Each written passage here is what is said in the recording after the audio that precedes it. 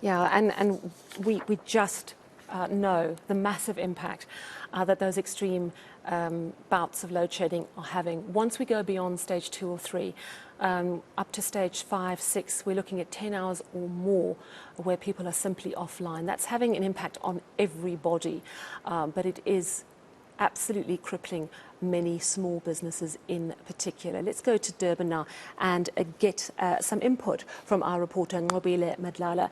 Nqobile, good evening to you. I know that you've spent the day speaking to a variety of businesses, but it's small businesses that I think are mostly a worry, because they don't always have the means for those backup plans, which cost money, don't they?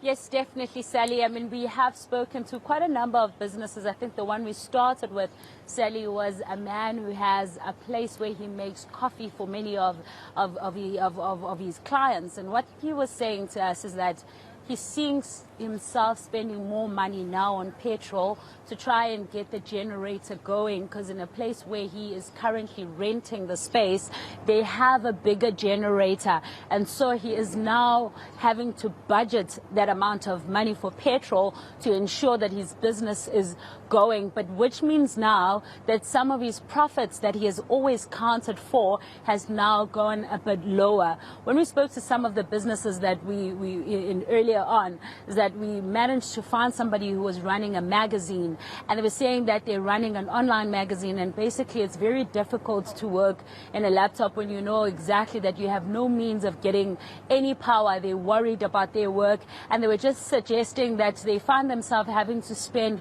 more time outside of the offices that they pay for to be in than to be in their offices. One lady was even decided that she was going to go wash her car with the amount of time that she had so long, and we also got to catch up with her, and she was talking about the fact that in her production level, where she also has a couple of teams that she works with, she's finding that it is now becoming a financial cost to keep her business afloat, mainly because of this load shedding. But what they have in common, Sally, is that they're saying that alternative energy sounds much more reliable at this point, because they're worried that what they are getting from the money that they're paying for every single month is not exactly what they were hoping will help them continue with their businesses. And so they were saying alternative energy is the way that they feel needs to be the way forward.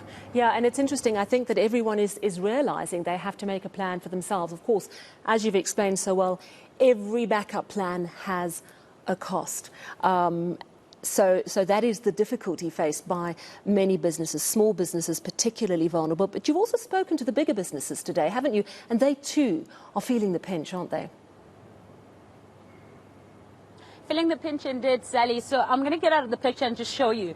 That is diesel that you see there. So the big business that we've spoken to is a manufacturer, alcohol manufacturer. And what we have heard from them is that they are also spending quite a lot of money making sure that the backup plan is currently functional so that they are able to run their business at this point. As you can see there, that's the amount of money that they're spending, ensuring that they have that much diesel to run a generator. But you would know that this area, Sally, is quite a big area, so it's quite a big company. It manufactures quite a number of bottles, and they were saying that festive season is basically the time where they make more money, because you will know that a lot of people have extra cash to spend, and as a result they need to have their business functioning at its best level. And so this is their contingency plan. But they're saying that going forward, they're also looking at alternative power to ensure that there's some sort of sustainability. Just reaching out to the government and saying that the government needs to perhaps have these conversations and just consider that a lot of businesses are also impacted every time there's this load shedding, and just saying that they hope that there will be an answer that will eventually provide them with sustainability, because they do hire quite a number of people to do the work. Let's listen in as Usbani speaks to us. Yeah, it does affect us a lot. As we can show you here, there's a line that runs, for instance, 750 ml bottles of spirits. We run at about 24,000 bottles per hour. So if there's interruption, that process stops. altogether. We have made means as a company to get a backup generator, which also kicks in, but it's the restart process, which means we are not able to meet that 1 hour target.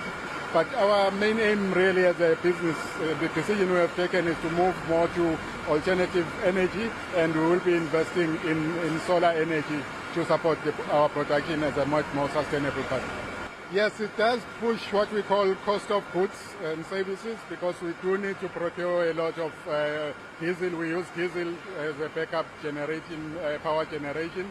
It does come as a cost, which of course we need to absorb, and we hope that government can work with the business sector to find much more sustainable solution to the challenge.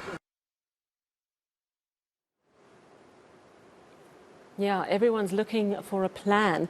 And of course, I would imagine that Durban being a strong tourism area also, there are many people who are hoping to capitalize on this festive season and now really worried about what load shedding is going to do to their bottom line. Thank you so much for chatting to us this evening. That's our reporter in Durban, Nqobile Madlala.